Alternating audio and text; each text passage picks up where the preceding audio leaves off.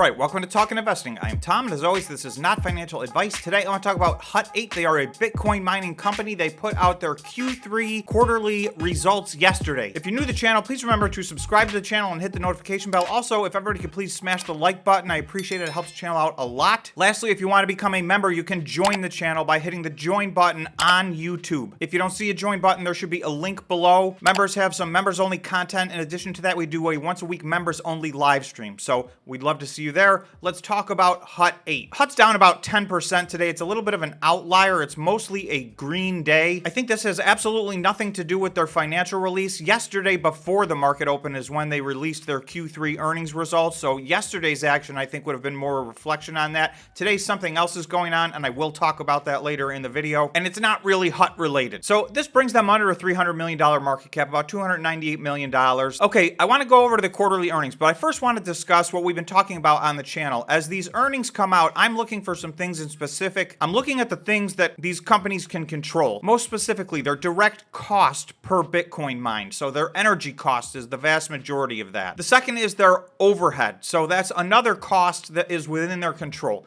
And the third one is their debt cost. So their interest expense, and that has to do with debt and financing. Right now, unfortunately, about a year into this down cycle in Bitcoin, debt is destroying some of these Bitcoin mining companies. So I'm looking company by company to see how they're managing their debt. And that doesn't mean they can't have debt. It just needs to be properly managed. We want to make sure it's not growing. Some people are renegotiating and getting better terms on their debt, pushing some of the principal backwards, all those kinds of things. So those are the things I'm going to be looking for. So I'm going to go to their press release, and then I'm going to take a look at their financial statements. Hut8 reports operating and financial results for Q3 2022. Strong quarterly revenue of $31.7 million. Bitcoin holdings increased 13.3% in Q3 to 8,388. That's as of September 30th, 2022. And they achieved an adjusted EBITDA of $2.1 million. That is important. I'm going to talk more about that. So, of course, that 8,388 hodl position does not include the nearly 300 Bitcoin that they mined in the month of October.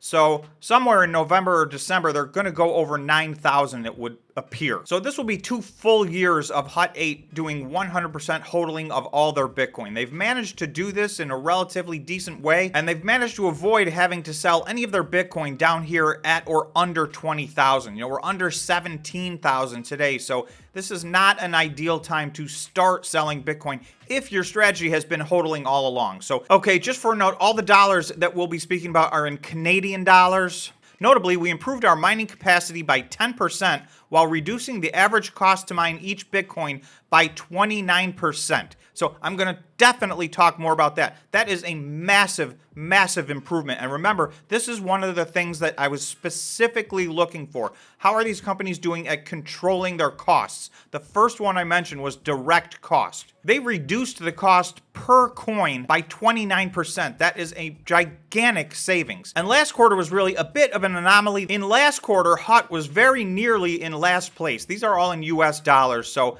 they were about $19,000 a coin last quarter. They've brought that down to just a little bit over $13,000 a coin. Many of these companies will have price increases because the price of energy is going up. So by them reducing by that much money, I expect them to be very competitive with all of these companies here at the top of the list. So that is a gigantic improvement. It was much needed because this was concerned. This quarter was a bit of an outlier. So clearly they took steps successfully to manage their costs and drastically reduce their cost per coin.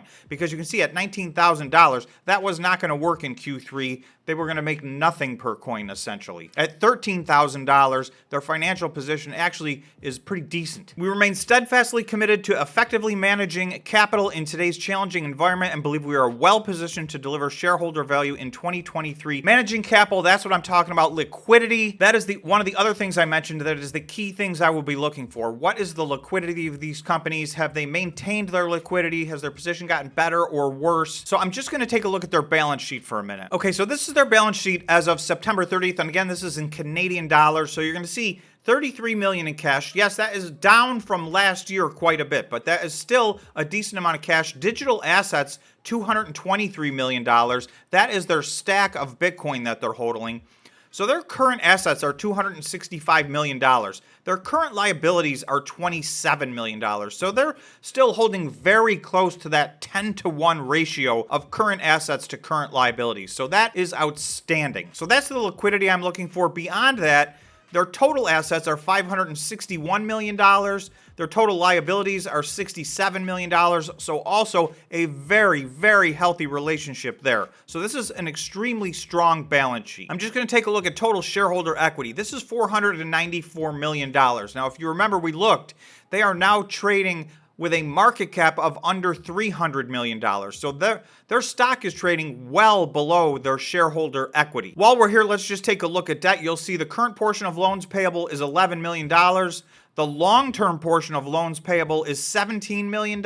So that's about $28 million altogether. That is very, very small. That's less than the cash they have in the bank would take care of all their short-term and long-term debt. So this is a company that's in very good shape as far as managing debt goes. Okay, quickly, here's some conversation on their income statement. Revenue was $31.7 million. That's down year over year, but that is basically the price of Bitcoin going down so drastically. They actually mined more Bitcoin in the quarter than they did in the previous quarter and in the same quarter last year. Net loss was $23.8 million and net loss per share was 12 cents. So that is a number, again, I'm not too fixated on. More importantly, the next paragraph is mining profit was $9.3 million in Q3 2022. Now, that's compared to $33.5 million in 2021. So again, at Bitcoin, much higher numbers. At the third quarter last year, Bitcoin was on the way to its all-time high. In the third quarter this year, it was bottoming out at its 2-year low. So that's really the difference there. But you can see they are still profitable, so that is key. So their mining gross profit, the cost per coin that we talked about at 13,000 and change, is less obviously than their revenue per coin, which averaged somewhere around $20,000 over the third quarter. If I just look at their actual operational costs,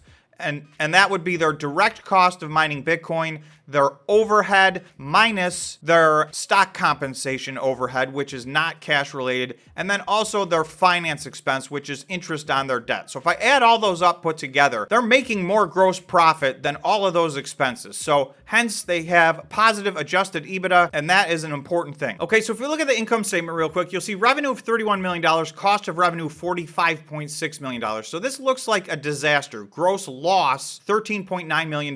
That's their gross profit / loss. But however, I'm going to show you footnote 14. Okay, so footnote 13 and 14 are revenue and cost of sales. So you can see on the revenue side, digital assets mined were $27 million. Their high performance computing center is kicking off about $4.4 million a quarter. Now, cost of revenue, site operating costs. So these are their actual costs, $20 million. Depreciation, $25 million. So obviously, as these companies grow and grow in exahash, they have more and more assets, and so those don't get written off as they're purchased. They get depreciated over time. That is a non-cash item.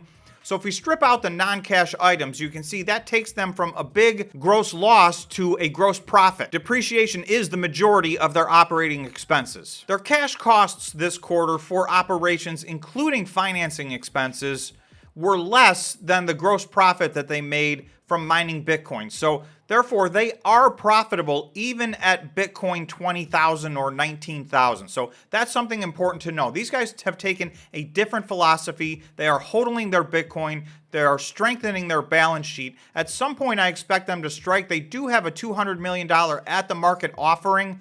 And if an opportunity presents itself, prices are getting very, very low for ASIC miners. So for now, management remains very conservative, but we could see an announcement at some point that they're going to start to expand their exahash rate again. I just want to quickly take a look at this chart, and this has not been updated for this week's activity. So everything is actually down from here, but you'll see prior to this week, HUT was up 71% off of its lows from this summer. So it was the second best performing stock out of all the Bitcoin miners. Now, I will tell you today in specific, Marathon, HUT, and Riot, which are the clear top 3 performing Bitcoin mining stocks over the last 4 months, they are down. They are red today on a day where everything else is green. So at the beginning, when I said I think that was non-HUT related, I just think people are taking profits and moving money out of these companies. So that is the reason for the recent price action, I think, over the last few days. I don't think it has anything to do with these financial statements. In my opinion, I'm very satisfied with these financial statements. This is what I was hoping to see. Okay, just take a quick look at the charts. Okay, so this is HUT on the 1 week time frame. So this is essentially 1 year. It looks like it was November 8th that HUT hit their all-time high.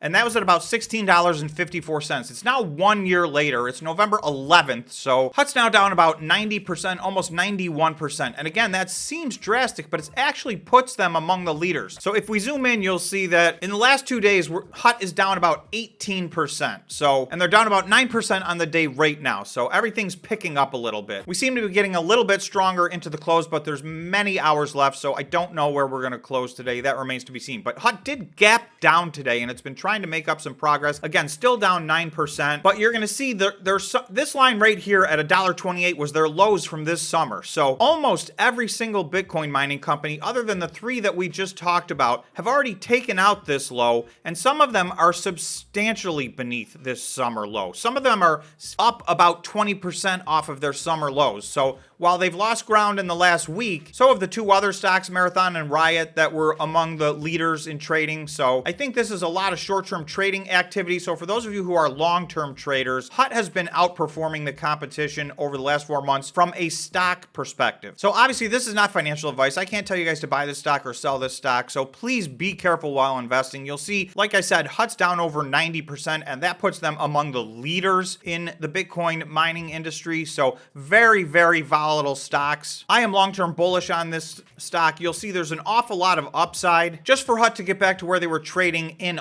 August, which was almost 3 months ago now. In August, Bitcoin had a relief rally. It got up to $25,000. So I think if it gets anywhere back in that neighborhood, that would actually be more than a double for the price of HUT if it could get back to those August highs. And that was at around $3.70. So that's still down dramatically overall for HUT. So I think that's a realistic price target in the event that we happen to have a relief rally at some point in the future. So that's my risk reward analysis. You guys have to decide your own risk reward tolerance. Those are my thoughts on Q3 earnings for HUT. I will definitely be looking at all the other Bitcoin mining earnings as they come out. So feel free to drop me a comment below on whose earnings you're most interested in. And if I get a consensus, maybe that's the one I will do next. So thanks so much for watching. If you made it this far, please remember to subscribe to the channel and smash the like button. Thanks again, and we'll see you in the next video.